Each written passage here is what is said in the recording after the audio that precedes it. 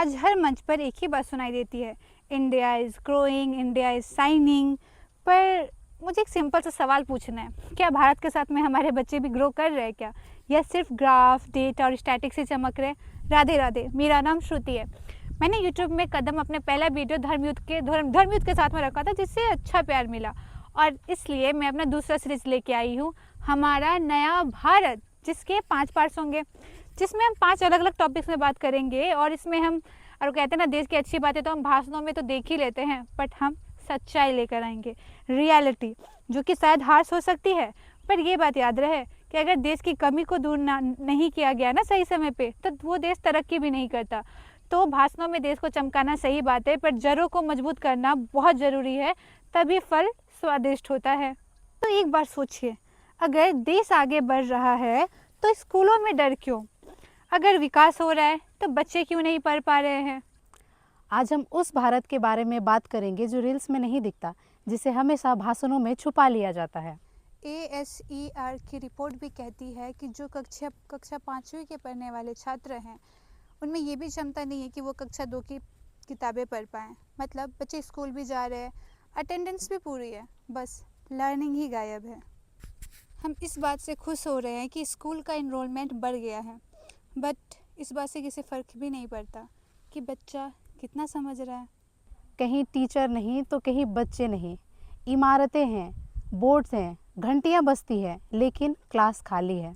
Remote इलाकों में 10 से कम बच्चे, एक पूरा स्कूल सिर्फ नाम के लिए। नागपुर की ये खबर देखिए, ये शायद आपको हैरान करे, मुझे नहीं।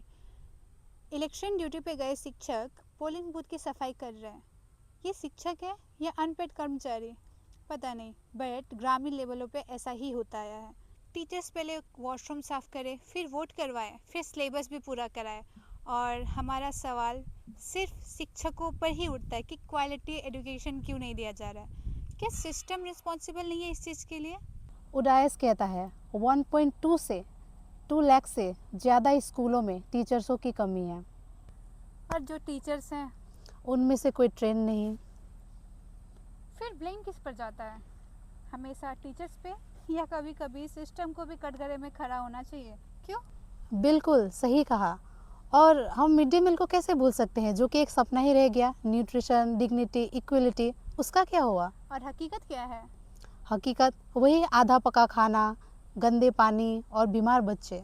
सही बोला, कच्चा खाना। और हम इन चीज़ों को भी नहीं भूल सकते कि हाँ, चीज़ें तो आ रही हैं स्कूल में बच्चों के लिए, जैसे एग बोला गया है, प्रोटीन वाली सारी चीज़ें, बट क्या सिस्टम को ये भी ध्यान नहीं देना चाहिए कि बच्चों की सेहत बन रही है, या हमारे शिक्षक, सॉरी हाँ, बट हो रहे हैं, और चीज़ें आ रही है, स्कूल के किचन तक तो आ रही है, बट वो ट्रांसफ़र होके टीचर्स के घरों तक पहुंच जाती है, या जो आंगनवाड़ी काम करने वाले कार्यकर्ता होते हैं उनके घर भर जाते हैं। ये हकीकत है। शायद इसीलिए हमारे बच्चों के स्वास्थ्य के साथ में खिलवाड़ किया जाता है।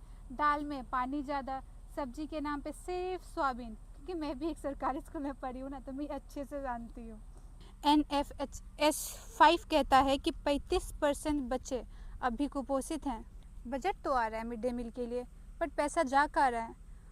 और बच्चे भूखे क्यों हैं? क्या ये सवाल वैलिड नहीं है? तो पैसा कहाँ जा रहा है? जब बजट है तो फिर वहाँ भूख क्यों है? यूनिसेफ की रिपोर्ट कहती है कि 40 से 50% बच्चे स्कूल में रैगिंग का शिकार होते हैं, और 70% बच्चे अपने शिक्षकों द्वारा फिजिकल हैरेसमेंट झेलते हैं। कानून है, गाइडलाइंस भी हैं, पर शायद डर अभी क्लास में ही बैठा है। Ragging, drugs, porn addiction, caste discrimination, ये किताबों में नहीं होता, लेकिन हाँ, स्कूल लाइफ में ही बच्चे ये सब सीख जाते हैं। NCRB डेटा 2023 के अकॉर्डिंग 40,000 से ज़्यादा जो पोस्को केस होते हैं ना कहीं वो स्कूल के आसपास ही होते हैं, राइट। सब यही कहते हैं बेटी बचाओ बेटी पढ़ाओ, पर लोग यही पूछना भूल जाते हैं क्या वो सेफ है। वही तो बात है ना, जरूरी तो ये भी है, क्या बच्चा स्कूल तक पहुंच भी पा रही है? बट इस बात पे ध्यान नहीं जाता, और इस बात के लिए हम किसको जिम्मेदार ठहराएंगे? और सेक्स एजुकेशन अब भी टैबू है। लोग अभी भी इन सब चीज़ों पे बात करने में शर्माते हैं। हाँ, ना घर बताता है, ना परिवार बताते हैं, ना ही शिक्षक। टीचर्स तो कभी कभी साइंस पढ़ाते हैं, रिप्रोडक्शन जैसे चैप्टर था, लोग शर्मा जाता है, और यूट्यूब से पढ़े। यूट्यूब में तो टीचर्स अपनी लव स्टोरी तक लेके चले आते हैं, और बहुत सारी डबल मीनिंग बातें।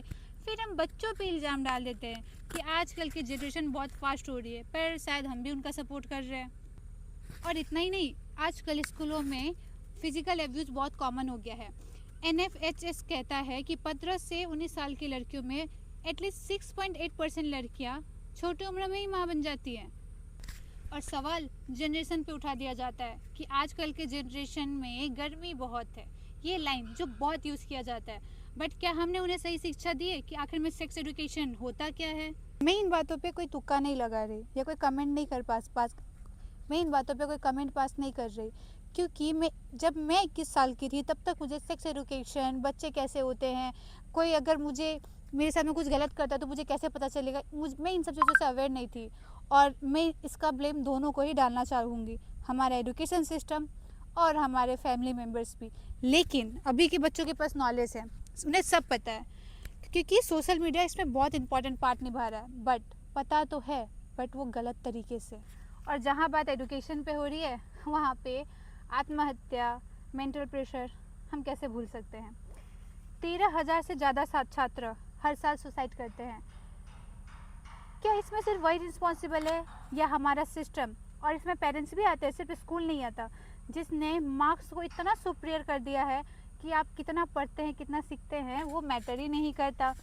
कंपटीशन इतने हाई है कि बच्चा खुद को मतलब फेलियर समझने लग जाता है।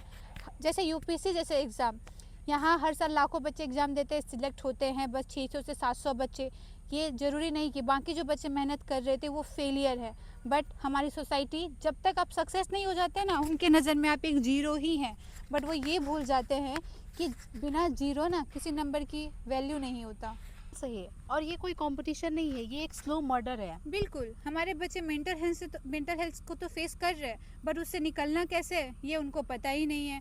क्योंकि हमारे शिक्षक वाले रोल नहीं निभा पा रहे हैं, वो काउंसलर कैसे ही बनेंगे, तो इस बारे में तो चर्चा ही नहीं करनी चाहिए। और बच्चे इतने फ्री भी नहीं है कि वो जाके माँ बाप से बात करे, क्योंकि माँ बाप पहले ही मेंटल हेल्थ का मजाक बना के रख देते हैं कि तुम ज़्यादा सोच रही हो। हमने भी ये फेस किया है ना अपने लाइफ में कि अगर मैं लड़की हूँ, कोई लड़का मुझे परेशान कर रहा है तो हमेशा हमें बोल देता नहीं भाई तुम्हारी गलती है, तुम उधर से क्यों आए, तुम इधर से करके आओ। तो हर बच्चा अगर कोई फेल भी हो रहा है तो उसे इस बात से डर नहीं होता कि उसके मार्क्स कम आ रहे हैं, पेरेंट्स का ज़्यादा डर होता है, राइट, कि पेरेंट्स क्या बोलेंगे, सोसाइटी क्या बोलेगी, दूसरा बच्चा मेरे से ज़्यादा अच्छा परफॉर्म कर रहा है। इसलिए लोग शायद बताने से बेहतर मरना चूज़ करते हैं। यस, हम एंटी इंडिया नहीं है, हम इसी भारत की बेटी है, बट हमें उस सिस्टम से ज़रूर प्रॉब्लम है जो हमारे बच्चों को बस एक नंबर बना के रख दिया है। अगर एजुकेशन ही कमज़ोर है तो नेशन स्ट्रांग कैसे होगा? हमें ये नहीं भूलना चाहिए कि महान से महान व्यक्तित्व, चाहे वो गौतम बुद्ध हो या महावीर जैन या भीमराव अंबेडकर या स्वामी विवेकानंद या दयानंद सरस्वती, ऐसे में अनेकों नाम ले लूँ ना तब भी शायद मैं थक जाऊंगी, नाम खत्म नहीं होंगे। वो भी इसी भारत की शिक्षा व्यवस्था से आते हैं।